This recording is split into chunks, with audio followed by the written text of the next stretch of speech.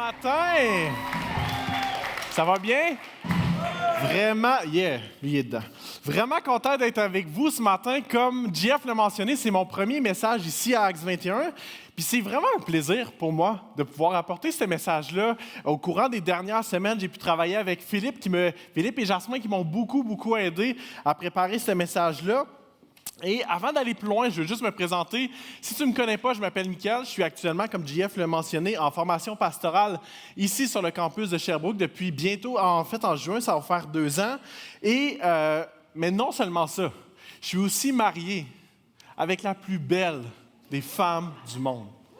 Et je présente Audrey. Et ensemble, en août, ça va faire maintenant 7 ans. Ça va faire bientôt, 7 ans qu'on est mariés ensemble. Et ensemble, on a 2 petites cocottes.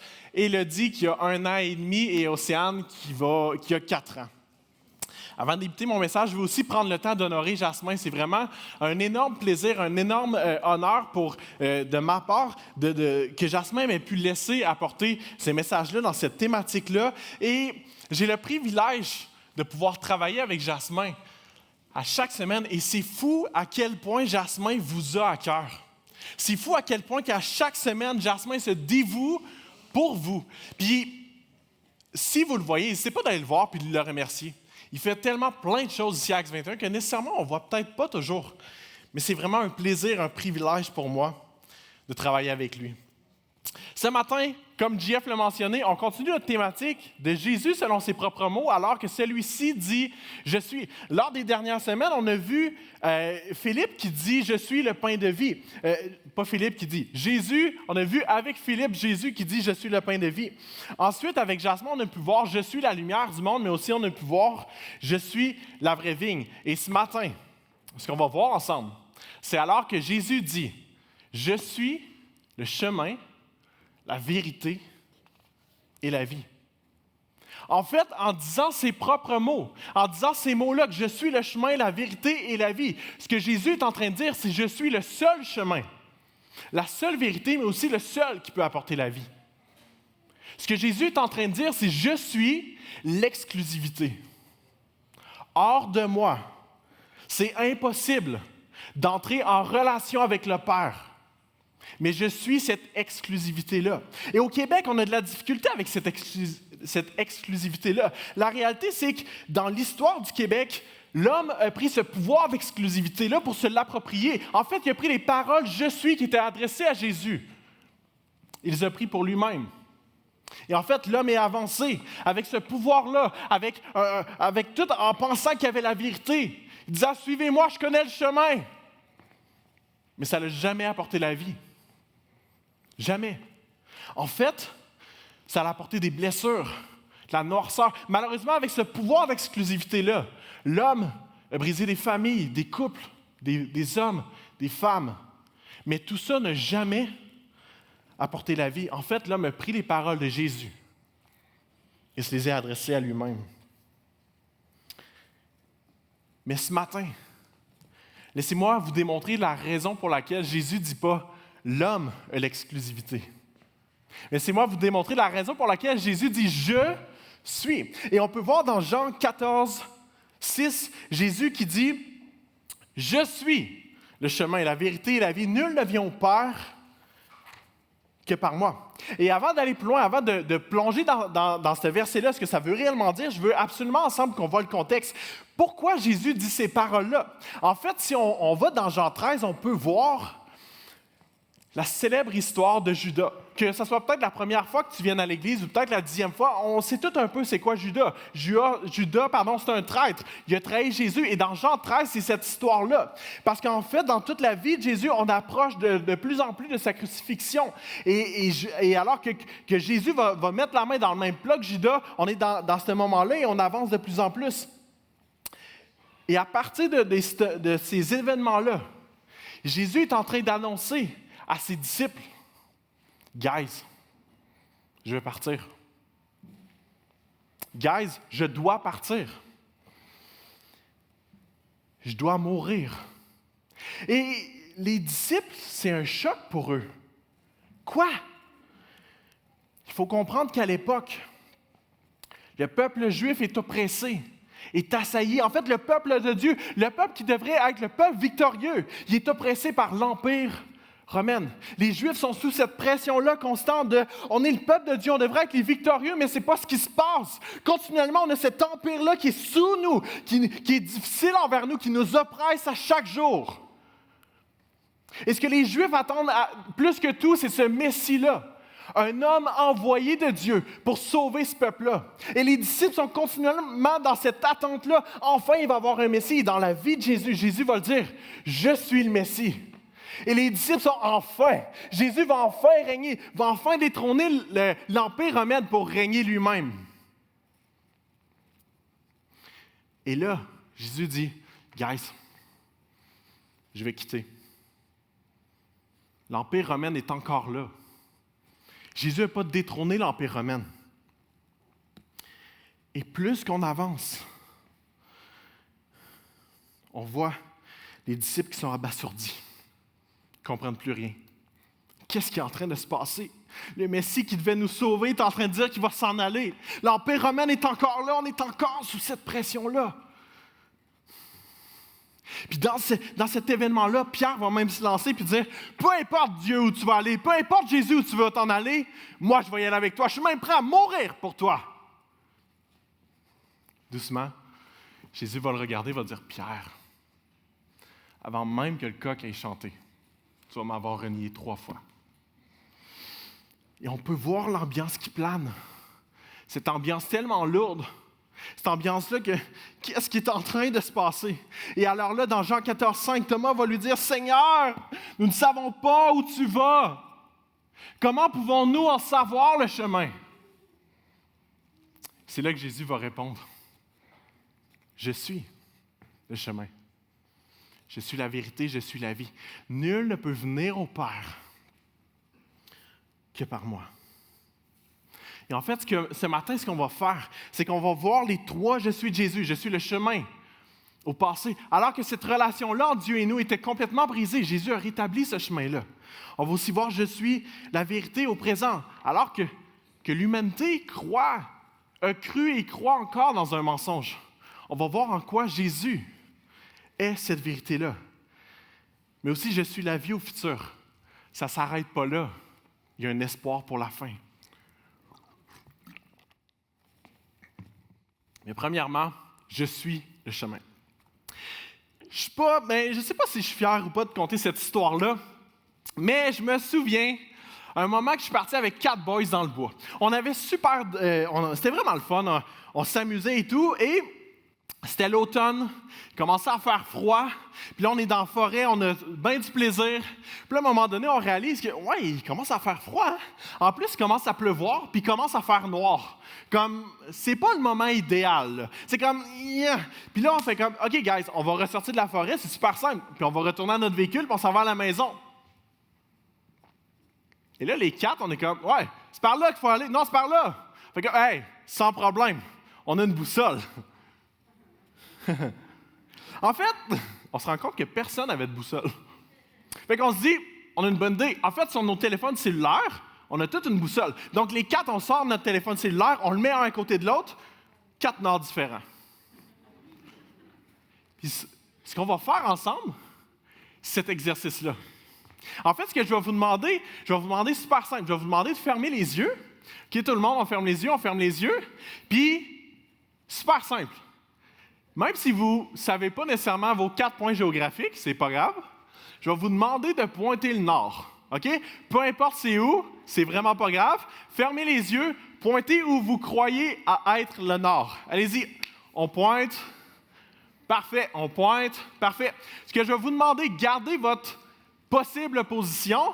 Je vais vous demander d'ouvrir les yeux. Regardez autour de vous. En fait, c'est justement ce qui s'est passé. Les 4 ont pointé dans une direction complètement différente. Le nord était par là, ou par là, ou par là, ou par là.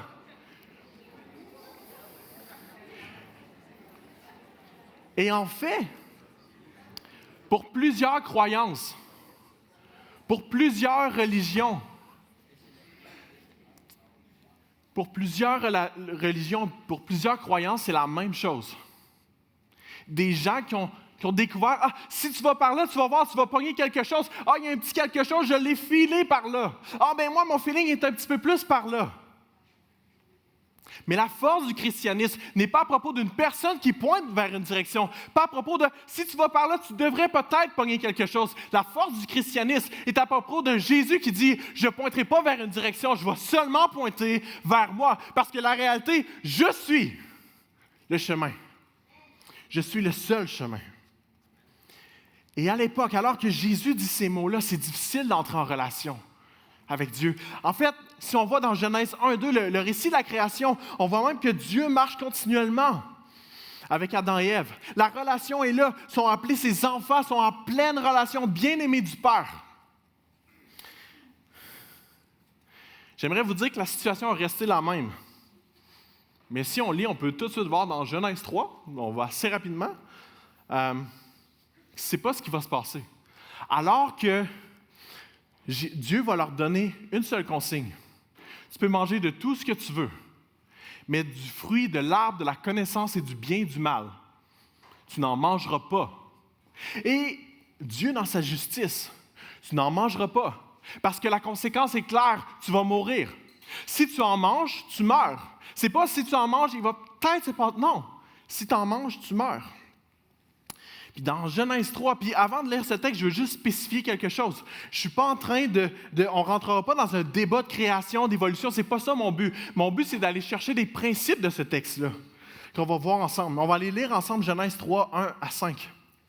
Le serpent qui était le plus rusé de tous les animaux sauvages que l'Éternel Dieu avait fait, le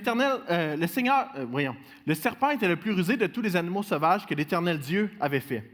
Il dit à la femme, « Dieu a-t-il vraiment dit, vous ne mangerez aucun de tous les fruits du jardin? » La femme répondit au serpent, « Nous mangeons seulement des fruits des arbres du jardin. Cependant, en ce qui concerne le fruit de l'arbre qui est au milieu du jardin, Dieu a dit, vous n'en mangerez pas et vous n'y toucherez pas, sinon vous mourrez. » La femme, à ce moment-là, sait qui est Ève. Adam et Ève savent très bien que si on en mange, on va mourir.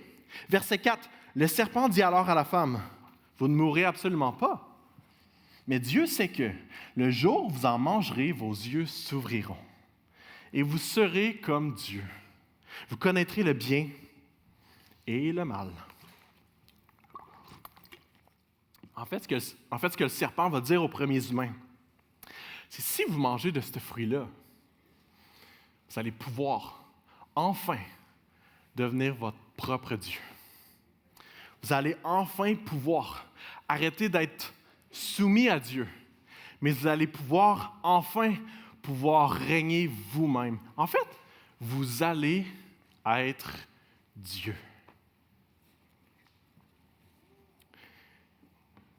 Et c'est ce que les premiers humains ont choisi.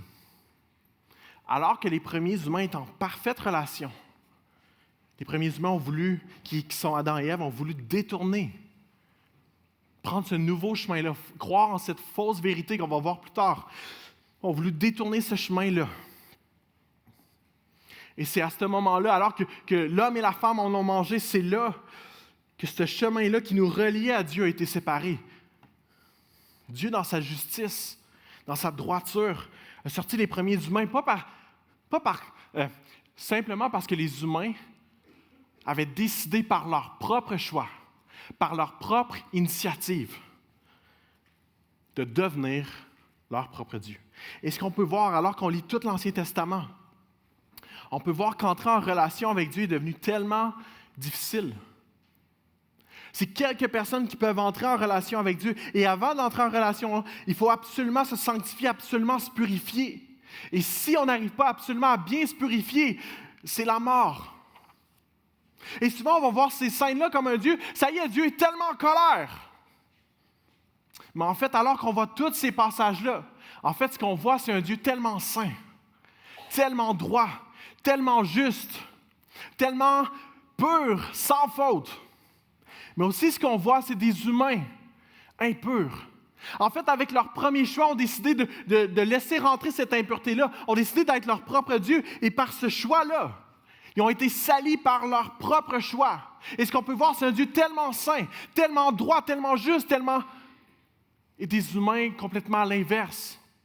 Et dans tout l'Ancien Testament, on peut voir que pour aucun humain, c'est impossible. Même si l'humain est assez bon, assez correct, c'est impossible pour l'humain de monter vers Dieu, d'aller prendre la place de Dieu et de redescendre dans le but de rétablir cette relation-là avec Dieu. C'est impossible pour aucun humain de le faire. Même le plus correct, le plus legit correct, il n'est pas capable de monter. Mais ce qu'on peut aussi voir, ce n'est pas l'histoire d'un humain qui va monter vers Dieu. C'est l'histoire d'un Dieu droit, juste, saint, parfait. Mais c'est aussi l'histoire d'un Dieu plein d'amour, d'un Dieu qui voit qu'aucun humain est capable de venir vers lui. En raison de la faute, aucun humain est capable de venir vers lui. Alors c'est un Dieu aimant qui dit, ce ne sera pas un humain qui va venir vers moi, mais ça va être à propos d'un Dieu qui descend vers les humains. Ça va être à propos d'un Dieu qui quitte son trône de gloire dans le but de descendre vers les humains. Ce n'est pas à propos d'un homme qui monte, mais d'un Dieu qui descend. Venir prendre la place d'un humain. Et que par sa vie, par sa mort, mais aussi par sa résurrection, c'est lui qui nous trace ce chemin-là. Parce que Christ était à la droite de Dieu, a quitté, est venu vivre cette vie-là de façon parfaite, sans tache. Et par sa vie, mais aussi par sa mort, et par sa résurrection, il a pu remonter vers Dieu. Et le chemin qui était brisé a pu enfin être réconcilié. Mais malheureusement, j'aimerais le dire que c'est aussi dans ma vie. Trop souvent, par nos propres forces, par nos propres moyens, on essaie encore de rétablir ce chemin-là. En fait, si je fais assez pour Dieu, si je lis assez ma Bible, si je prie assez, si je donne assez financièrement à l'Église, ben là, Dieu va me voir et il va être content. Si je suis un bon parent, si je suis un bon père, une bonne mère, si je suis un bon célibataire, si je suis assez, ben là, Dieu va me voir et il va dire « tu es une bonne personne ». Mais ça vient aussi avec l'inverse. Si je ne fais pas bien, si j'échoue, je ne peux pas venir devant Dieu. Ce chemin-là qui était tracé à la base, j'essaie de mes propres forces, mais je ne suis pas capable de venir vers Dieu parce que je ne suis pas assez. Je suis écrasé, je suis opprimé par ça. Si je n'ai pas été un bon chrétien, alors là, Dieu ne me veut pas, c'est sûr. En fait, c'est que trop souvent, on ne croit pas que Jésus a été assez. On croit qu'on doit encore le faire par nos propres forces. Et quand on se rend compte qu'on n'est pas le chemin, on n'arrive pas par nos propres forces d'aller vers Dieu, on peut vivre avec de l'orgueil. C'est pas vrai que ça va se passer de même. Tu vas voir, je vais le mettre sur mes épaules, je suis assez un bon chrétien, tu vas voir, je vais y arriver, je vais lire encore plus ma Bible, je vais en faire encore plus, puis là on essaie, puis on essaie, puis on essaie. Puis on n'y arrive pas. Je vais le gagner, mon ciel. Ça peut aussi procurer de l'insécurité. Mais s'il n'y a plus ce chemin-là, qui va le rétablir? Et alors que j'essaie de mes propres forces, je vis avec cette honte-là, cette culpabilité-là. Je ne suis pas à la hauteur. J'ai essayé, mais je ne suis pas capable. J'aimerais dire ici, ce que Jésus dit, ce n'est pas à propos de toi, mais c'est à propos de lui. Ce n'est pas à propos de ce que tu as fait à la croix, mais à propos de ce qu'il a fait à la croix. Jésus, comme je l'ai dit tantôt, Jésus qui a quitté son trône, qui est venu prendre notre place, afin de dire, par moi, et uniquement par moi, tu vas pouvoir, ce chemin-là qui nous relie entre toi et Dieu. Pas parce que tu es assez saint, pas parce que tu es assez à la hauteur, pas parce que tu en fais assez, mais juste par moi. En fait, Jésus va nous dire, je suis l'exclusivité. Je suis le seul qui a pu quitter le Père, quitter la divinité et venir vers toi. Et ça change tout. Je n'ai pas besoin d'être à la hauteur. Christ là, est à ma place. Je n'ai pas besoin d'avoir assez contribué à être assez un bon père, bonne mère. Christ là, est à ma place. Je n'ai pas besoin d'être assez parfait, de me laver avant de venir vers lui. En fait, ce que je peux faire, c'est venir vers lui tel que je suis. Mais Jésus, dans ses paroles, ne veut pas seulement dire « je suis ce chemin-là ». J'ai rétabli ce chemin-là. Maintenant, tu peux entrer en communion avec Dieu. Il va aussi dire « je suis la vérité ». En fait, dans notre société actuelle, l'intelligence artificielle commence à prendre de plus en plus de place. Et les fake news sont vraiment présentes. Et je voyais récemment une vidéo d'un deepfake, d'une vidéo truquée d'une face. C'est-tu vrai, c'est-tu pas vrai? On ne le sait pas, c'est dur à voir. Puis il y a maintenant des logiciels qui se font développer pour ça, mais de nos jours, de voir le vrai du faux, c'est tellement difficile. Qu'est-ce qui est vrai, mais qu'est-ce qui est faux? Et dans ce monde complètement incertain, Jésus va dire « je suis la vérité ». Mais qu'est-ce que Jésus voulait dire quand il dit « je suis la vérité ». Vous savez, tout à l'heure, on a parlé un petit peu de la création, on a vu Genèse 3, 1 à 5. En fait, ce qu'on va faire ensemble, c'est qu'on va aller lire les 2 derniers versets de ce même passage-là. Genèse 3, 4. Le serpent dit alors à la femme, « Vous ne mourrez absolument pas, mais Dieu sait que le jour où vous en mangerez, vos yeux s'ouvriront et vous serez comme Dieu. Vous connaîtrez le bien et le mal. » En fait, ce que le serpent qui représente Satan va dire à la femme, c'est le premier mensonge de l'humanité. Si tu fais, tu deviendras. Si tu manges du fruit, tu vas devenir un Dieu. Et par la suite, l'humanité jusqu'à nous, actuellement, on vit continuellement avec ce mensonge-là. Si je fais assez, alors là, je vais être une bonne personne.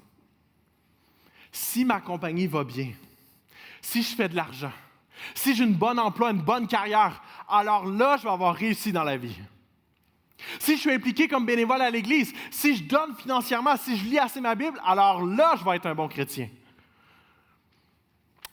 Mais tout ça, ça vient aussi avec un côté sombre. Si je fais une dépression, alors là, je suis un faible. Si je perds mon travail, alors là, je suis un lâche. Si je vis avec l'anxiété, avec l'angoisse, alors là, je suis un peu heureux. Si mon mariage s'écroule, alors là, je suis un loser, un raté. Et c'est la façon dont notre société va s'identifier. Si je fais, je suis. En fait, ce que Jésus va venir dire, c'est oui, je suis le chemin et je rétablis cette relation-là. Mais non seulement ça, je suis aussi la vérité. Alors que Satan est venu implanter, par le serpent, est venu implanter ce mensonge-là dans l'humanité, Jésus va venir et dire, voici la vérité que je vais réinstaurer. La façon dont tu vas maintenant t'identifier ne va pas être selon ce que tu vas faire, mais selon ce que j'ai fait. En fait, voici la vérité. Alors que Satan dit « ce qui tu es détermine qui je suis », Jésus va dire « non, qui est Dieu? Son autorité, sa puissance, sa justice, sa grâce, mais aussi son amour, va déterminer ce que Jésus a fait à la croix. Son plus grand sacrifice, la plus grande preuve d'amour, prendre ma place, va maintenant déterminer qui tu es. Et alors que tu es identifié, alors que par le sacrifice de Christ tu es identifié, mes actions, ça va déterminer ce que je fais. Je ne serai plus identifié par mes actions, mais par ce que Christ fait. Et encore là, tout se passe par la vie, par la mort, mais aussi par la résurrection de Christ. Je vous rappelle, alors que l'humain est en pleine relation, était appelé bien-aimé, était appelé l'enfant de Dieu, était approuvé du Père. Et alors que l'humain a choisi de se détacher, d'aller vers cette chute-là, la chute de l'humanité, la chute de ce qui était tellement beau, a voulu d'être notre propre Dieu. Et par cette action-là, on ne méritait plus d'être appelé aimé, appelé fils, appelé ses enfants. Et c'est là que Jésus va venir changer l'histoire. Lors de sa venue sur terre, Jésus va se faire baptiser.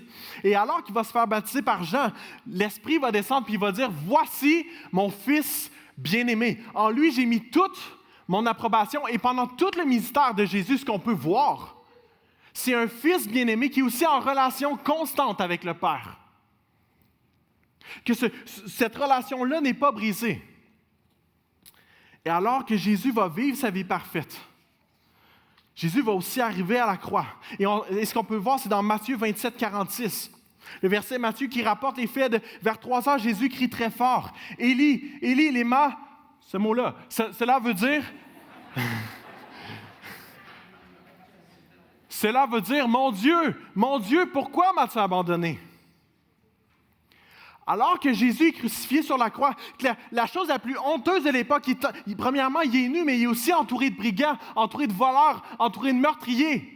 Il est là sur la croix, alors que le peuple, les Juifs, pensent c'était toi le Messie, c'était toi que Dieu envoyait. Là, maintenant, tu es sur une croix, tu vas mourir, qu'est-ce que tu vas faire? Puis alors que tous l'injurent, la honte est à son comble. Jésus va s'écrier, « Dieu, t'es où? Pourquoi tu m'as abandonné? » Et en fait, si on continuait la lecture, on verrait la réponse de Dieu. En fait, ce que Dieu va lui répondre, c'est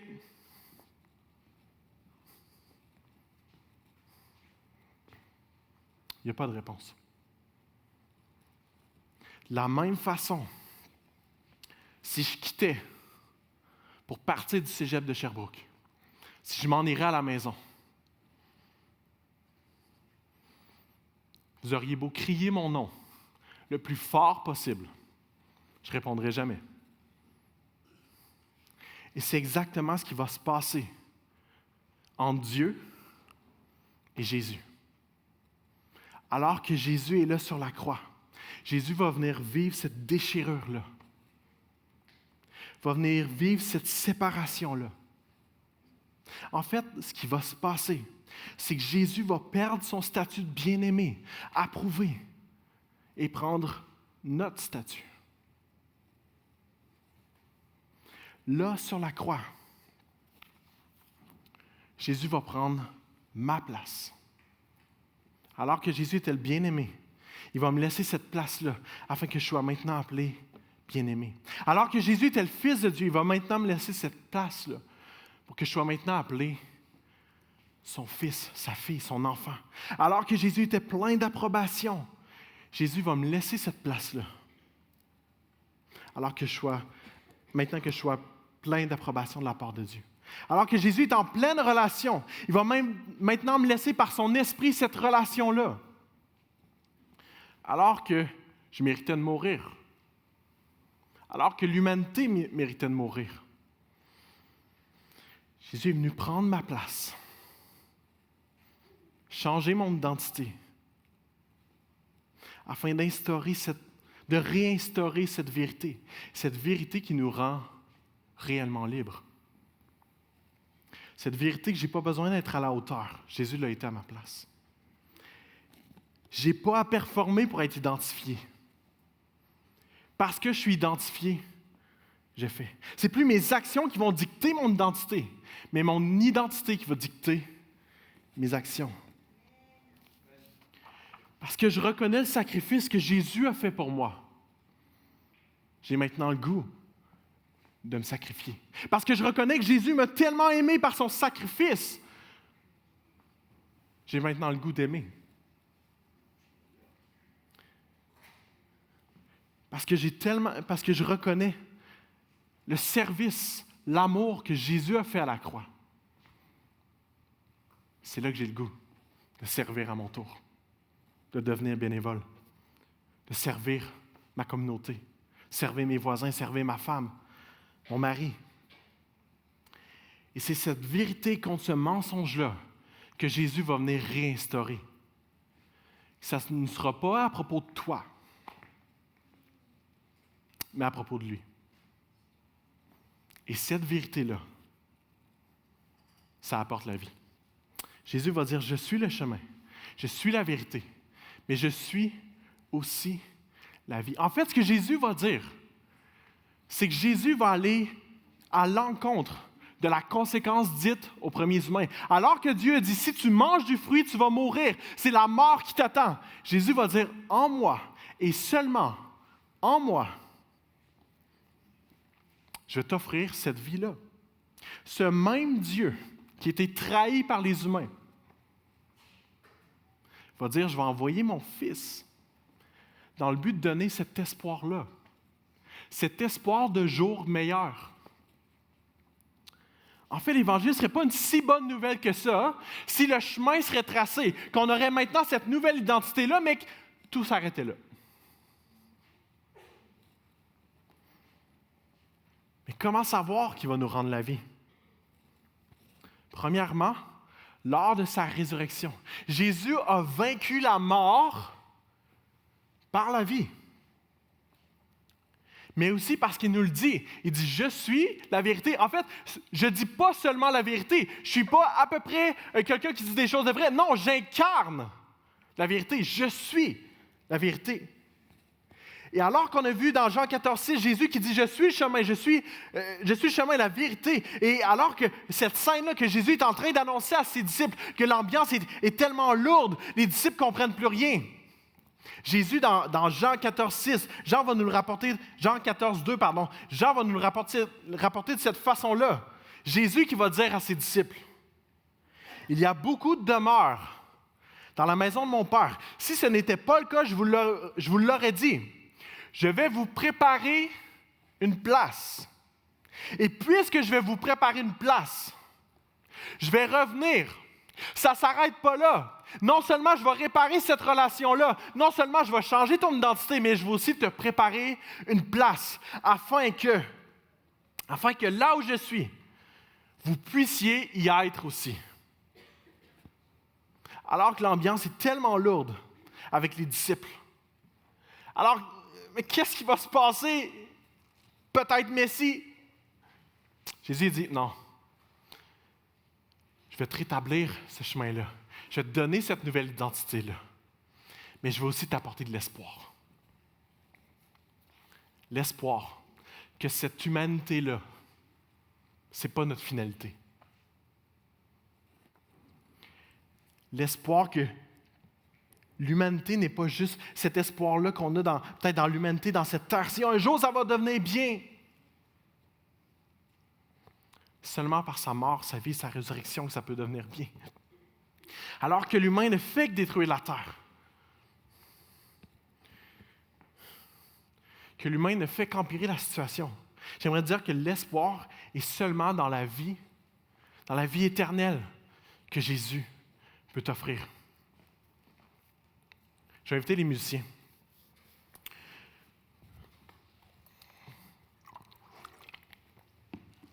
Mais trop souvent,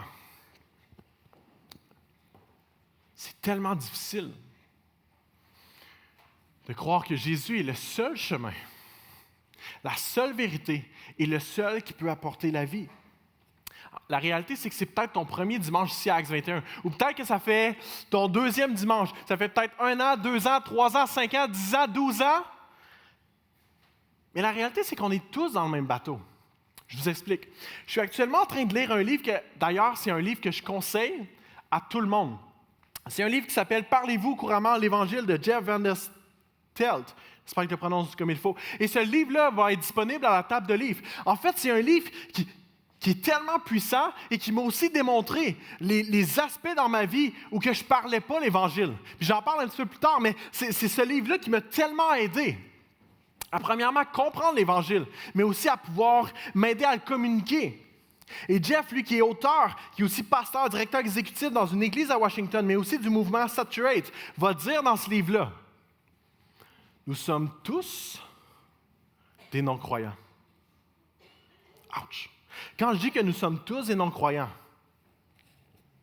je veux dire que nous avons toujours des domaines dans nos vies où nous ne voulons pas croire en Dieu. Dans certaines situations, nous ne faisons pas confiance à sa parole, qui est la Bible, et ne croyons pas que ce qu'il a accompli en Jésus-Christ est suffisant pour faire face à notre passé, notre présent et notre avenir. Nous ne croyons pas que sa parole, la Bible, est vraie ou que son œuvre est suffisante. Nous ne croyons pas. Nous sommes des non-croyants. Je ne sais pas pour toi, mais pour moi, c'est percutant. La réalité, c'est que j'ai grandi dans l'Église. J'ai toujours cru, j'ai toujours suivi en Christ. Je dis même haut et fort que je crois en Christ et que je veux à chaque jour croire en Christ. Mais il y a des domaines dans ma vie, certains domaines dans ma vie où je ne crois pas. En fait, certaines de mes actions prouvent que je ne crois pas. Et dans mon arrière-plan religieux, j'ai vite compris dans ma compréhension à moi que si je faisais assez, alors là, Dieu allait m'aimer. En fait, si j'étais assez à la hauteur, alors là, Dieu veut de moi. Mais à l'inverse, si j'essayais encore et encore, et que je faisais une faute, je faisais une gaffe, ce chemin-là que j'avais réussi à parcourir vers Dieu, ce chemin-là que je m'en allais vers Dieu, tout s'effondre. En fait, tout dépendait de moi. Et dans ma vie, ce que j'ai premièrement eu besoin, c'est que l'Esprit vienne me révéler les ondes dans mon cœur, dans ma vie, où que je ne croyais pas la vérité. En fait, ce que je croyais, c'est que moi, par mes propres forces, j'étais capable d'aller vers Dieu. Si j'étais assez à la hauteur, j'étais capable de me rendre un petit peu vers Dieu puis d'aller vers Dieu. Mais si j'échouais, c'était fini. En fait, tout dépendait de moi. Et peut-être que c'est aussi toi ce matin. Peut-être que toi aussi, tu crois que comme moi je l'ai cru, mais c'est difficile aussi pour moi de toujours apporter vers cet évangile-là. Mais peut-être que toi aussi, tu dis, si je fais assez pour Dieu, si je donne assez à l'Église, au moins si je suis assez, je vais être capable de monter cet échelon-là vers Dieu. Et si ça va encore mieux, je vais être capable de toujours, puis je vais arriver enfin à tracer ce chemin-là. Puis là, quand tu n'y arrives pas, tu vis tellement avec cette honte-là. Je ne suis pas capable, je ne suis pas assez bon. Je ne suis pas assez à la hauteur. Tu vis avec cette culpabilité qui est sur tes épaules. Je ne suis pas capable, j'y arriverai pas. Fait que ce qui se passe des fois, je vais essayer encore plus. Ou peut-être que tu luttes avec cette identité-là. Dieu dit que je suis comme ça, mais est-ce que je suis réellement comme ça? Dieu dit qu'il m'aime, qu'il m'accepte tel que je suis, mais est-ce que c'est vraiment le cas? Ou peut-être que par tes propres forces, tu dis, je vais y arriver. Je vais y arriver moi-même à me bâtir une vie. Je vais y arriver à essayer de me bâtir un espoir. Puis là, qu'est-ce qui se passe des fois? Tu investis dans tes réels, tu investis dans des placements, puis là, alors que tout s'effondre, tout tombe. Tout ce chemin-là que tu avais réussi à faire, ça s'écroule. J'aimerais te dire que ce matin, la seule chose dont on a besoin, c'est pas plus de nous. La seule chose dont on a besoin ce matin, c'est que l'Esprit vienne nous révéler les zones, les endroits dans notre vie où on ne croit pas que Jésus a été assez. Et en fait, ça ne se fait pas dans une matinée. Ce n'est pas un claquement de doigts, paf, ça y est, je crois maintenant. Non, c'est un travail de jour après jour après jour, des semaines, peut-être des mois, peut-être même des années. Et en fait, dans ce travail-là, de jour après jour, semaine après semaine, mois ou année, ce qu'on a besoin continuellement, c'est de se prêcher l'Évangile. C'est d'apprendre à parler l'Évangile. Premièrement à soi. Apprendre que ce n'est pas à propos de mes propres forces. Apprendre que ce n'est pas à propos de moi. Ce n'est pas à propos de moi qui est capable d'être assez le chemin, qui est capable assez de m'identifier ou de me bâtir un futur. Mais en fait, j'aimerais te dire ce matin que c'est jamais, ce n'était jamais, ce ne sera jamais, c'est jamais aujourd'hui, puis ça ne sera jamais dans le futur à propos de toi. Jamais. Ça va toujours être à propos de lui. C'est pas parce que tu fais, mais c'est à propos de ce qu'il a fait. C'est pas à propos de ton identité, mais à propos de son identité. C'est pas à propos de la capacité, de ta capacité à toi de bâtir un futur, mais c'est à propos de cet espoir-là qu'il nous donne dans ses paroles. J'aimerais dire, c'est juste à propos de lui. C'est seulement par son esprit qui peut te révéler les zones dans ta vie où tu ne crois pas. C'est pas ma job, c'est pas la job de ton conjoint et ta conjointe. C'est seulement l'esprit qui peut te révéler les domaines dans ta vie où tu crois être le chemin. Tu crois être ou avoir cette vérité-là qui n'apporte pas la vie. J'aimerais te dire ce matin, Jésus est le seul chemin, la seule vérité et le seul qui peut apporter la vie. Ce matin, si tu aimerais qu'on prie avec toi, il va y avoir une équipe de prière à l'arrière. N'hésite pas, ils ont des badges de prière blancs et rouges. N'hésite pas d'aller les voir. Va avec eux, va prier avec eux. Puis surtout, n'oublie jamais, c'est pas à propos de toi, mais à propos de lui. Bon matin, Axe.